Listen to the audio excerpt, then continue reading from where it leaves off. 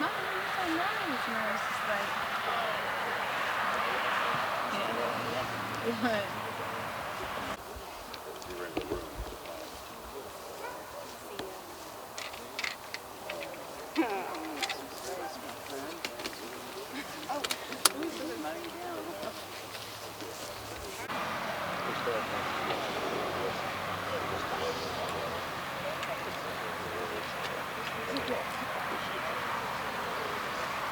There's a little hole, where the good get to watch that.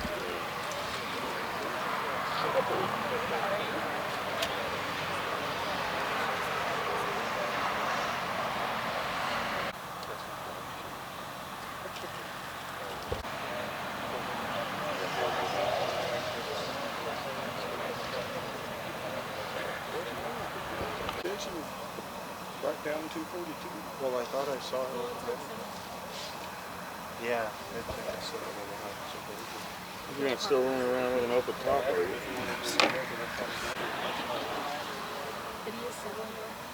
What? Again, the soft top. Got candles here and a little desk here to keep the lights off. Is Becky with us? Yes, she's over there. Where at? In the bar, waiting in the back. Did she bring her cane? I hope. She brought her wheelchair, actually. Don't love all these candles blazing. Mom find a way. In a second, she told me 7 minutes ago, about 8 minutes ago.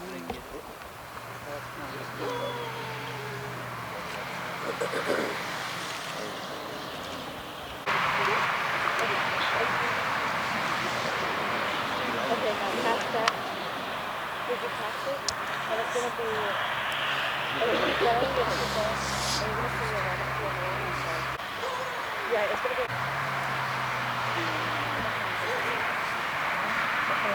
Did you try one?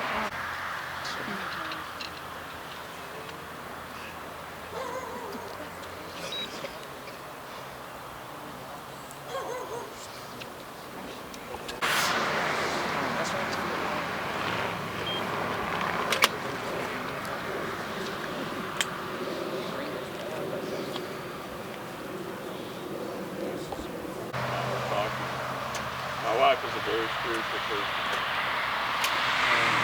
What she was a little concerned about was what is bringing him out of that place. And I want you to know our family deeply, deeply appreciates it. Mark was a wonderful kid, but he was a force of nature. I mean, I have to tell you, we always thought of him as unrestrainable. You just couldn't keep him down. 100 miles an hour, high speed, low drag. And obviously he made an impression on quite a few of you as well. Patrick, where are you? Step up here, please. You can stay right there at the front. I just thought you might want to say a few words. What did you think of Mark? I met him, I didn't even know I met him when I met him. He was such a goofy individual. All he did was laugh. Since day one, that's all we did was laugh, man.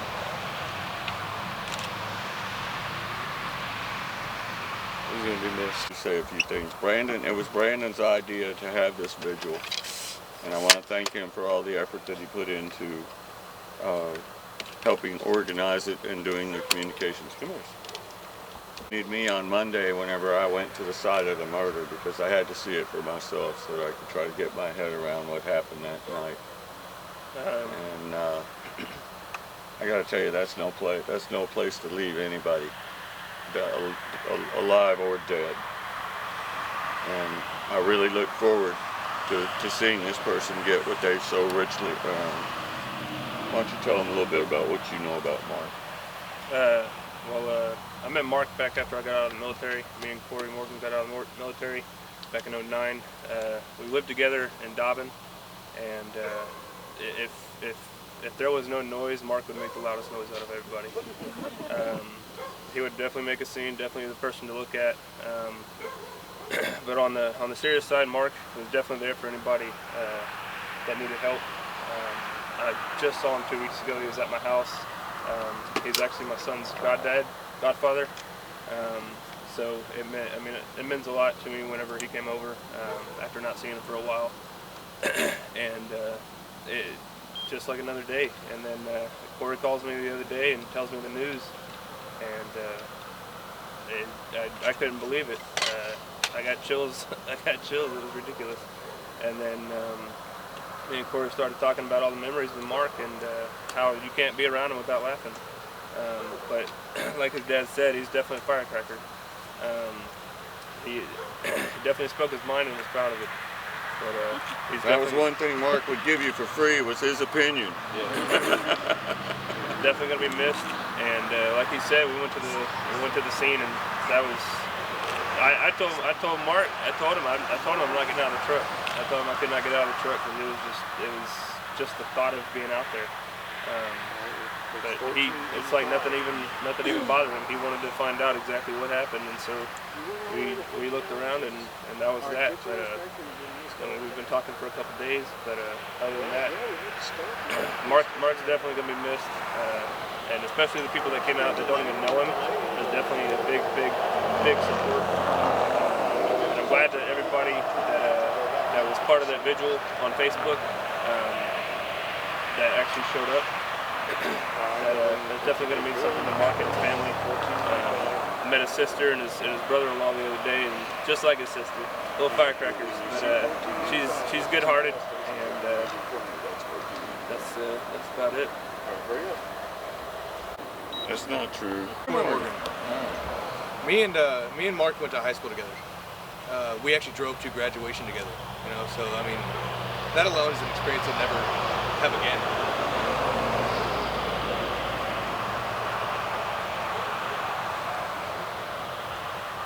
He was a good dude, man.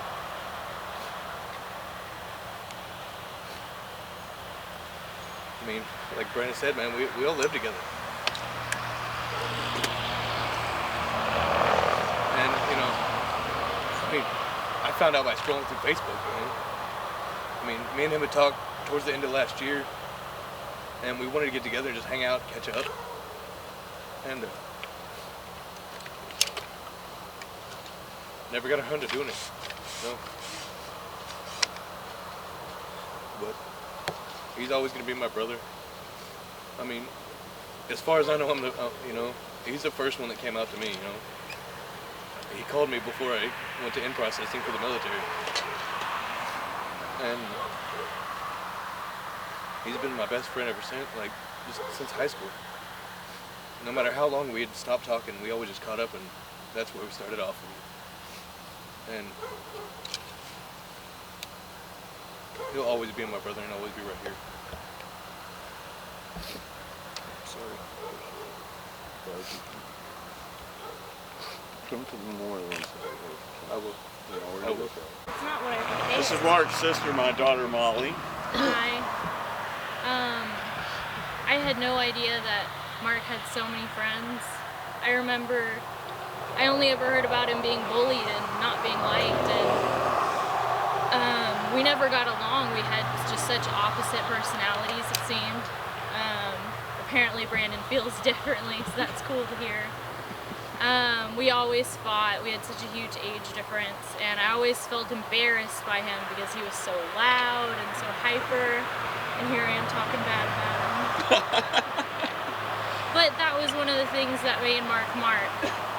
He was always there. You didn't know he wasn't there. He was always there, and I think he'll always be here. And just seeing everyone here shows that.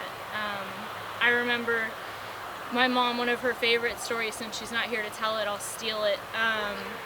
She was saying, remember whenever we went to that one store and got those really nice sunglasses? Remember you were there? And I said, no Mom, that was your other daughter. She said, oh, sorry. And she was right. She was right. But Mark was who he was, and he was so true to it. And I had no idea just how giving he was until hearing from everyone. You heard nothing but how much he would give. And even to the last second he gives, and even afterwards you can see he's giving to others. And I just hope that that carries on, how giving and loving he was, and how not afraid to be different he was. It wasn't even, being gay. It wasn't even that, because even before he talked about that, he was always different. He was always Mark. By that to this day. I lived with Mark in several different places. And one place was his house, and we slept on the couch together for a long time, you know. And all those late night hours, he showed me who he truly was. He loved his family so much. He talked about you all the time, and he loved everybody, you know. And he taught us all how to love, and he helped me through several dark periods in my life. Just recently, we reconnected, and it was like we never lost each other. He used to always pick on me because, according to him, he was the sister and I was the brother, because I'm so tomboy, it's not even funny. And so that's actually why I got makeup on today. But You gotta prove him wrong. I did have to prove him wrong, and he'll be forever missed. I just recently reconnected with him, and he helped me through a really low time in my life, showing me once again that it doesn't matter what everybody else thinks, and to just be who you are. And so hopefully everybody walking out of this today will remember that, and not everybody ever let anybody let him down, because Mark will always be with everybody, no matter what, and he will forever be missed. Here for a different aspect. Saturday night I couldn't sleep. I woke up on Montgomery County Facebook reporter, or Montgomery County Police reporter. I saw he was missing and immediately started sharing his picture. And I volunteer to search for missing people. There's several private investigators, there's several missing people. And I've been doing it probably for about 3 years. And I just want to say how grateful I am that everybody's come together like this, and that he has been found and justice will be served. And when you see those flyers going around on Facebook or social media, share them. Somebody knows something. That's always our motto. Somebody knows something. Share those pictures when you see them, and thank God, you know, Mark was found. Thank you. Friends of Mark, I have love and gratitude for every single one of you. I never knew how big Mark's heart really is. Thank you.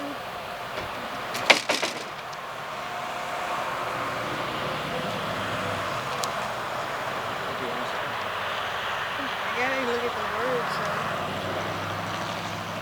I hope you'll all join us. My sunshine, my only sunshine, you make me happy when skies are gray.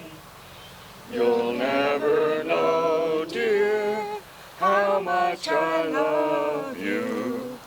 Please don't take my sunshine away. The other night, dear, as I lay sleeping, I dream I held you in my arms. When I awoke, dear, I was mistaken, and I hung my head and cried. You are my sunshine, my only sunshine. You make me happy when skies are gray. You'll never know, dear, how much I love you. Please don't take my sunshine away. You told me once, dear, keep singing, you really loved me, and no one else could come between. But now you left me, you love another. You have shattered all my dreams. You are my sunshine, my only sunshine. You make me happy when skies are gray. You'll never know, dear, how much I love you. Please don't take my sunshine away. He's with him, and a lot quieter.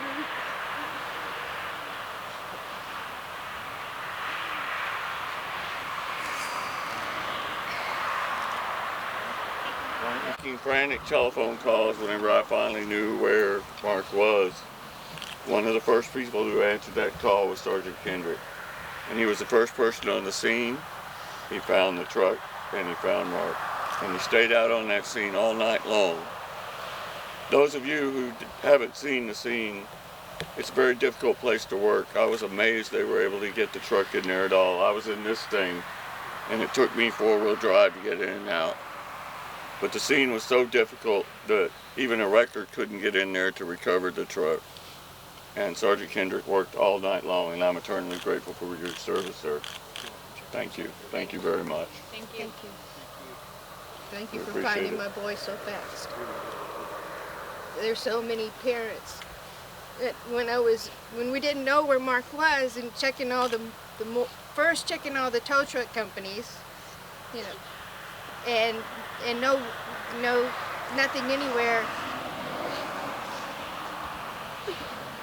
We were worried. We actually worried out loud, and we said we don't want to be a milk carton family. We don't want to be one of these families that waits 10 years, 12 Those years, faces, 15 years. black, that have been on there for years of parents just not knowing anything day by day. It's been so hard, but we found him. We got him, and with your help, because people who know someone else, that's how it works. It's connected, because we're all connected. And Mark was just a big light showing that to all of us. There's just good in everything, and be who you are, because he certainly was. Thank you very much, Sergeant.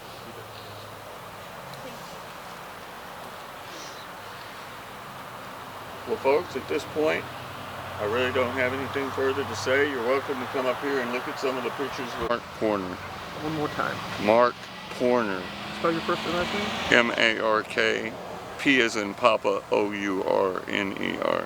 And you're the father of Mark. I'm the father of Mark. He's my only son. Tell me about Mark. Mark was a bright, humorous, irrepressible kid. I mean, he was ADHD to the max and just a total bundle of energy. But he was characterized most, as all of his friends have made clear to us, by his generosity. If you call Mark up and you needed 10 cents or $20, if he had it or he could get it, you'd end up with it by the end of the day.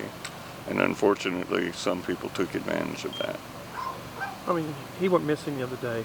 Yeah. He went missing at approximately 2 a.m. on Thursday morning, the 12th of November. And what did you think from that point on? Well, I was informed that he was missing Friday at about 1300 hours. And the first thing I did, his roommates called and said he hadn't been home. And so I called his job, and they said he'd missed his last 2 shifts, and at that point we knew something was very wrong, because Mark was very punctual. He never missed work. Did you ever expect an ending like this?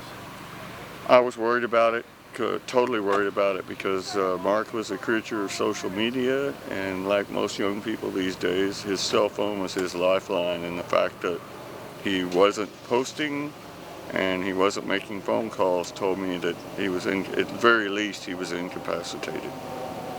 What about now, seeing all his friends show up on something like this? I mean, knowing how many friends he had. It was his friends who made it possible for us to know where he was and what had become of him. And so the sheer number of people that are devastated by this loss is just flabbergasting us. We knew he had a lot of friends, but we never knew he had this many.